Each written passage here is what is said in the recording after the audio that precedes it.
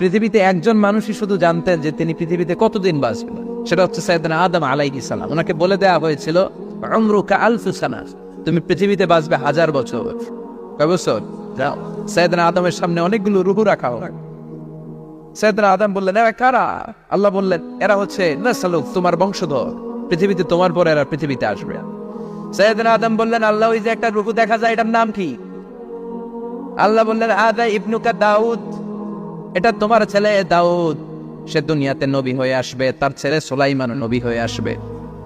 সাইয়েদনা আদম বললেন, মাবুদ, আমার ছেলে দাউদের কত বছর হায়াত আপনি দিয়েছেন? আল্লাহ বললেন, 40 সানা, মাত্র 40 বছর, 4 ইয়ার্স, 40 বছর তোমার ছেলেটা বাঁচবে।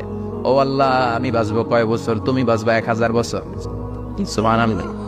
সাইয়েদনা আদম বললেন, মাবুদ, এত ফুটফুটে সুন্দর আমার ছেলে দাউদ, মাত্র 40 বছর দিলেন কেন? জিদ মিন উমরিহি, বাড়ায়া দেন। কি করেন? মানে সুপারিশ করতেছে পোলার লাইগা কে? বাবা। আল্লাহ আপনি বাড়ায়া দেন, আল্লাহকে বাড়ানো যাবে না।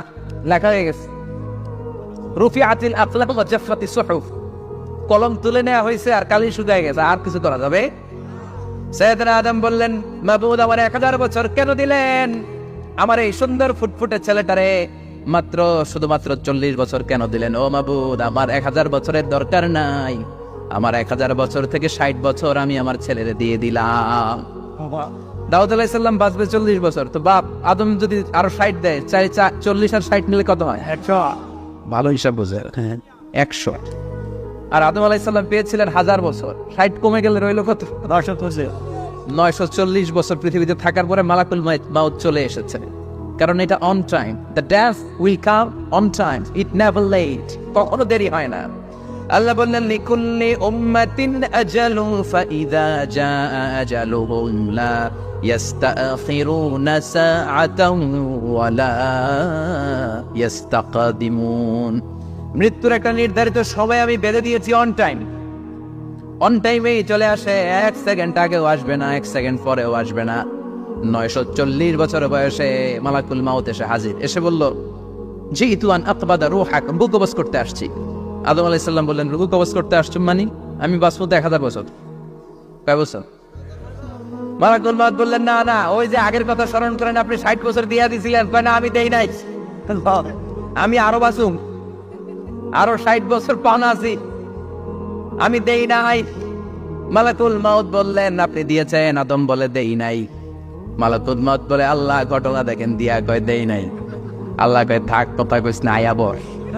সুবহানাল্লাহ পড়ে। বহুত নাসিয়া আদম ফানাসিয়া বানু, ভুলে গেছেন না? আমরা ভুলে যাই, আমরা খেয়ে বসে খাই নাই, নিছিলাম পকেটে, কয় নেই নাই। এরকম ডাকাইত আছে না নাই? আছে। নাসিয়া আদম ফানাসিয়া বানু, বিশ্বনবী বললেন, আদম ভুলেছে তো তার সন্তানরাও ভুলে যায়। জাহাদা আদম ফাজাহাদাত যুররিয়াতুহু, আদম অস্বীকার করেছে, তার সন্তানরাও অস্বীকার করে। সেদিন থেকে আল কিতাবা ওয়া শুহুদ, মানে লিখে রাখার সিস্টেম আর সাক্ষীর সিস্টেম চালু হয়েছে। সুবহানাল্লাহ পড়ে। সুবহান। 940 বছর বয়সে মালাকুল মাউত এসে আদম আলাইহিস সালামের রূহ নিতে পারে নাই। উনি 1000 বছর যখন হয়েছে তখন এসে সাইয়েদনা আদম আলাইহিস সালামের রূহ কবজ করেছে। যেই দিন পৃথিবীর প্রথম মানব, প্রথম নবীর রূহ মালাকুল মাউত দুনিয়া এসে কবজ করেছে, ওই দিনটাও ছিল জুমাবার। আবার বিশ্বনবী বললেন, লা তাকুমুস সাআ ইল্লা ফি ইয়াউমিল জুমআহ ইযা যুলজিলাতিল আরদু জিলজালাহা ওয়া আখরাজাতিল আরদু আসকালাহা ইযা রুজ্জাতিল আরদু রাজ্জান ওয়া বুসাতিল জিবালু বাসসা। কিয়ামতের দিন পৃথিবীটাকে একটা প্রকম্পন দিয়ে কাঁপিয়ে দিবে কে?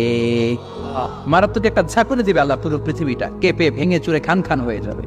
এই ঝাঁকুনি আর আর্থকোয়েক, ভূমিকম্প এর ঘটনাটা যেদিন ঘটবে ওই দিনটা হচ্ছে জুমার দিন। চিৎকার করে পড়ে সুবহানাল্লাহ। কারণ দিন নয়, ফিহি খালাকাল্লাহু আদম, কালকের এই দিনটায়, এই জুমার দিনে আল্লাহ তাআলা সাইয়েদনা আদম আলাইহিস সালামকে তৈরি করেছে। বিশ্বনবী বলেন, লাম্মা খালাকাল্লাহু আদম ওয়া কানা তুলুহু 60 যিরাআন, আল্লাহ তাআলা যখন আদম আলাইহিস সালামকে তৈরি করলেন 60 হাত লম্বা করে তৈরি করলেন। সুবহানাল্লাহ। আর আমরাও যারা জান্নাতে ঢুকবো আমাদের আকৃতি থাকবে 60 হাত লম্বা। মজা করে সুবহানাল্লাহ পড়তে পারলেন না? আল্লাহ সাইয়েদনা আদমকে তৈরি করলেন এই জুমার দিনে। আবার সাইয়েদনা আদম আলাইহিস সালামকে পৃথিবীর বুকে তিনি পাঠিয়ে দিয়েছিলেন এই জুমার দিনে। সুবহানাল্লাহ। কুলনা হাবিতু মিনহা জামিআ, O Adam go down with your wife. তোমার স্ত্রী হাওয়াকে নিয়ে পৃথিবীতে নামলেন। সাইয়েদনা আদম আলাইহিস সালামকে আল্লাহ তাআলা পাঠিয়েছিলেন শ্রীলঙ্কার একটা পাহাড়ে, অ্যাডামস পিক। ওখানে ঐতিহাসিকভাবে প্রমাণিত, এটা হাদিসে নেই, কুতুবুত তারিখে এসেছে।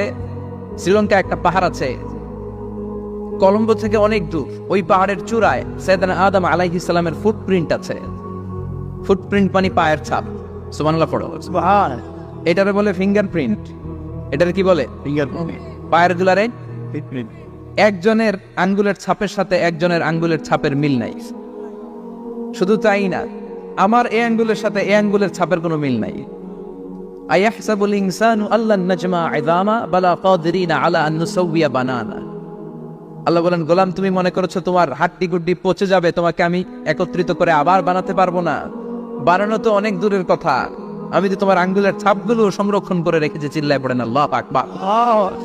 1880 সালে স্যার ফ্রান্সিস গাল্টন নামে একজন বিজ্ঞানী, তিনি আবিষ্কার করেছেন যে আমাদের আঙ্গুলের ছাপগুলো আলাদা, ফিঙ্গারপ্রিন্ট আলাদা। এই 10টা আঙ্গুলের একটার সাথে আরেকটার কোনো মিল নাই। এই পৃথিবীতে যদি 600 কোটি মানুষ হয়, তাহলে 6000 কোটি আঙ্গুল, একটা আঙ্গুলের সাথে আরেকটা আঙ্গুলের ছাপের মিল আছে। যারা সিগনেচার দিতে পারেন এরা কি দেয়? টিপসই দেয়। সুবহানাল্লাহ। সুবহানাল্লাহ। কি ম্যাজিক আল্লাহ আঙ্গুলে রেখে দিয়েছে, একটা আঙ্গুলের ছাপের সাথে আরেকটা আঙ্গুলের ছাপের মিল নাই। এখন এই বায়োমেট্রিক অথেন্টিকেশনের জন্য অনেক জায়গা দিতে হয়। ইমিগ্রেশন পাস করবেন, গিভ ইউর ফিঙ্গারপ্রিন্ট। ভিসা করবেন, Schengen visa, European visa, provide your fingerprint first. Canadian এম্বাসিতে গিয়েছিলাম, সব আঙ্গুলের আলাদা আলাদা ফিঙ্গারপ্রিন্ট রেখেছে। এখন এটা অথেন্টিকেশনের জন্য সিকিউরিটি পারপাস খুব গুরুত্বপূর্ণ। কিন্তু 1500 বছর আগে, 1880 মানে কি 200 বছর তো না, 200 বছর আগে বিজ্ঞানীরা আবিষ্কার করলো। 1500 বছর আগে সূরাতুল কিয়ামার ভিতরে ফিঙ্গারপ্রিন্টের কথা বলেছে কে? আল্লাহ। আর পায়ের টারে বলে ফুটপ্রিন্ট। এটা প্রাণীদের ক্ষেত্রে প্রযোজ্য, কারণ প্রাণীদের আঙ্গুল নাই, আছে? ওদের আছে পা। বাঘের কয় পা? কথা কয়েন 4 পা। বাঘের হাত কয়টা? হাত নাই, ওদের পা। ফলে ওদের ফুটপ্রিন্ট লাগে। সুন্দরবনে কয়টা বাঘ আছে এটার একটা হিসাব আছে। কি করে বলে, কেমন করে হিসাব করে? বাঘের কাছে যে গুনে, চেহারা তো একরকম, একটারে 3 বার গুণ। কথা কম, কিভাবে গনে তাহলে? বাঘসুমারি হয় কিভাবে? ফুটপ্রিন্ট, পায়ের ছাপ। একটা বাঘের পায়ের ছাপের সাথে আরেকটা বাঘের পায়ের ছাপের কোনো মিল নাই। আবার কাবা ঘরের পাশে একটা ছোট্ট জায়গা আছে, এই জায়গার মধ্যে রব্বুল আলামিন সব নবীদের পিতা সাইয়েদনা ইব্রাহিম আলাইহিস সালামের ফুটপ্রিন্ট রেখে দিয়েছেন। ওয়াত্তাখিযু মিন মাকামি ইব্রাহিম মুসাল্লা। সাইয়েদনা ইব্রাহিমের দাঁড়ানোর জায়গায় তোমরা নামাজের জায়গা করে নাও। আল্লাহু আকবার। সাইয়েদনা ইব্রাহিম আলাইহিস সালামের পায়ের ছাপ আছে কিন্তু মাকাম ইব্রাহিম। আর সাইয়েদনা আদম আলাইহিস সালামের পায়ের ছাপ আছে অ্যাডামস পিকে, শ্রীলঙ্কার ওই পাহাড়ে। তো যেদিন আদম আলাইহিস সালামকে আল্লাহ ওখানে পাঠিয়ে দিয়েছিলেন, ওই দিনটা ছিল জুমার দিন। সুবহানাল্লাহ নাই? সুবহানাল্লাহ বাড়িতে যাই বলেন, চিল্লায় পড়েন আল্লাহু আকবার। এরপরে সাইয়েদনা আদমকে পাঠানো হলো শ্রীলঙ্কায়, সাইয়্যিদাতুনা হাওয়া আলাইহিস সালামকে পাঠিয়ে দেয়া হলো সৌদি আরবের জেদ্দা শহরে। আরবিতে জেদ্দা বা জাদ্দা মানে দাদি। জেদ্দাতুন বা জাদ্দাতুন মানে কি? দাদি। হাওয়া আলাইহিস সালাম আমাদের সবার দাদি, ঠিক কিনা? ওনার নামে এই শহরের নাম। বছরের পর বছর সাইয়েদনা আদম আলাইহিস সালাম এবং হাওয়া আলাইহিস সালাম আল্লাহর কাছে ক্ষমা চাইলেন, আল্লাহ ভুল করে নিষিদ্ধ গাছের ফল খেয়েছি, তুমি মাফ করে দাও। আল্লাহ বললেন, আদম কয়েকটা কালিমা শিখিয়ে দেব, এই কালিমাগুলো পড়ে আমার কাছে দোয়া করো, আমি কবুল করে নিব। আল্লাহু আকবার। আল্লাহ শিখিয়ে দিলেন আর বললেন, আদম পড়ো, রাব্বানা যালামনা আনফুসানা ওয়া ইন লাম তাগফির লানা ওয়া তারহামনা লানাকুনান্না মিনাল খাসিরিন। ও আল্লাহ, জুলুম করেছি নফসের উপর, ভুল করেছি, অন্যায় করেছি, আপনি যদি ক্ষমা না করে দেন আমরা শেষ হয়ে যাব, আমরা হালাক হয়ে যাব, ক্ষতিগ্রস্তদের মধ্যে শামিল হয়ে যাব, ঠিক কিনা? আল্লাহ সাইয়েদনা আদম আলাইহিস সালামের তওবা কবুল করলেন। ওনার কাজ হচ্ছে তওবা কবুল করা। আমাদের কাজ গুনাহ করা, শয়তানের কাজ ওয়াসওয়াসা দেওয়া, আল্লাহর কাজ খালি মাফ করা। আল্লাহ সুবহানাল্লাহ পড়বেন না? তার মানে আদম সৃষ্টি হলো জুমার দিনে, দুনিয়ায় নামিয়ে দেওয়া হলো জুমার দিনে, তওবা কবুল করে নেওয়া হলো জুমার দিনে। রূহ কবজ করা হলো জুমার দিনে, আবার কিয়ামত সংগঠিত হবে জুমার দিনে। পড়েন সুবহানাল্লাহ। সুবহান আবার বিশ্বনবী বললেন, আর রমাদান ইলা রমাদান, এক রমজান থেকে আরেক রমজানের মাঝখানে যত গুনাহ হয় মাফ করে কে? তারপরে বিশ্বনবী বললেন, আল উমরাতু ইলা আল উমরা, কেউ যদি একবার উমরা করে পরে আবার করলে 2 উমরার মাঝখানে গুনাহগুলো মাফ করে দেয় কে?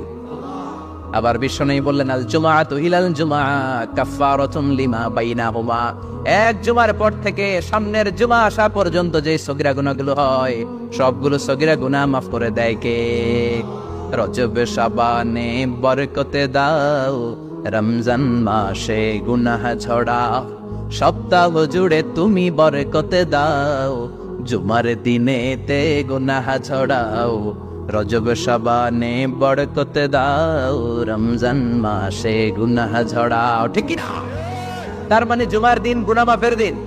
সারা সপ্তাহে ভুল ত্রুটি অন্যায় যা করলাম জুমার নামাজের বদৌলতে সব গুনাহ মাফ করে দেয় কে? এই দামি দিনটাকে আল্লাহ ইহুদিদের দিতে চেয়েছিলেন, পায় নাই।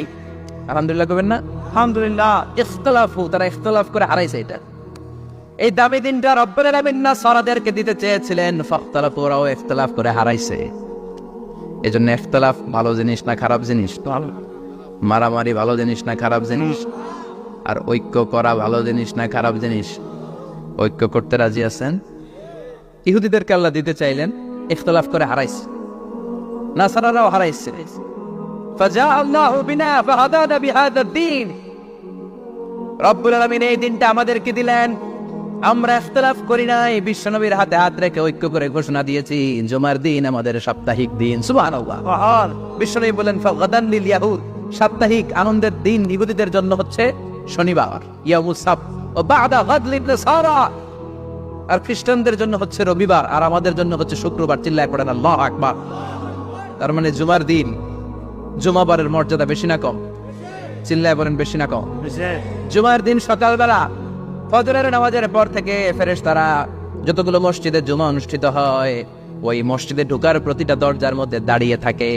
কারা কারা আগে আগে জুমার নামাজ পড়ার জন্য মসজিদে যায়, প্রত্যেকের নামগুলো একটা জান্নাতের রেজিস্ট্রি খাতার মধ্যে তুলে নেয়। সুবহান এই নামগুলো স্পেশালি আল্লাহর কাছে পাঠানোর জন্য। সুবহানাল্লাহ কইবেন না? সুবহানাল্লাহ। ডানে বাঁয়ে সামনে পেছনে যতগুলো দরজা, প্রতিটা দরজায় ফেরেশতারা বসে থাকে। কে আগে আসলো নাম তুলে দেয়। তুলতে তুলতে তুলতে তুলতে খতিব সাহেব যখন খুতবা দেওয়ার জন্য মিম্বারে যেয়ে বসে যায়, ফেরেশতারা তাদের খাতা বন্ধ করে তারাও খতিব সাহেবের সামনে জুমার খুতবা শোনার জন্য বসে যায়। পড়েন সুবহানাল্লাহ। প্রথম জুমার দিন জুমার মসজিদে যে ঢুকবে, বিশ্বনবী বললেন, আল্লাহর রাস্তায় একটা উট কুরবানি দিলে যেই সওয়াব, এই সওয়াব আল্লাহ আমলনামায় দিয়ে দেয়। সুবহানাল্লাহ। দ্বিতীয় পর্যায়ে যে ঢুকে, বিশ্বনবী বললেন বাকারা, গরু কুরবানির সওয়াব পায়।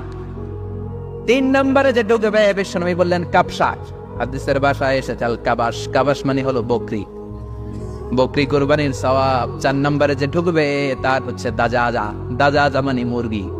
5 নম্বরে যে ঢুকবে, বিশ্বনবী বললেন বাইদা, নোয়াখালীরা কয় বয়দা, আমরা কই আন্ডা, কুমিল্লায় কই ডিম। আছে না নাই? আছে। এক দেশের কত ভাষা, এক দেশের গালি আরেক দেশের বলি। আমরা বলি ছেলে, কুষ্টিয়ায় বলে পুত্র, আরেক জায়গায় গেলে বলে হুত, আরেক জায়গায় গেলে বলে ফোয়া। আছে না নাই? আছে। এক এলাকায় বলে বেটা ছেলে, ছেলেদেরকে বেটা ছেলে। মরদ ফোয়া, মরদ ফোয়া হইতে না, মরদ ফোয়া হবে। আহা, কি ভাষার বৈশিষ্ট্য! তো যেটা আমরা বলি ডিম, কোথাও বলে আন্ডা, কোথাও বলে বয়দা। তো এই বয়দা আল্লাহর রাস্তায় দান করে দিলে যেই সওয়াব, পঞ্চম ব্যক্তি ওই সওয়াব পাবে। এই 5 জনের পরে আর লেখালেখি নাই, বাকিদেরটা নরমাল এন্ট্রি করে সব ফেরেশতারা খুতবা শোনার জন্য বসে যায়। সুবহানাল্লাহ। সুবহানাল্লাহ। তো জুমার দিনে আগে আগে যাবেন তো ইনশাআল্লাহ। সবাই?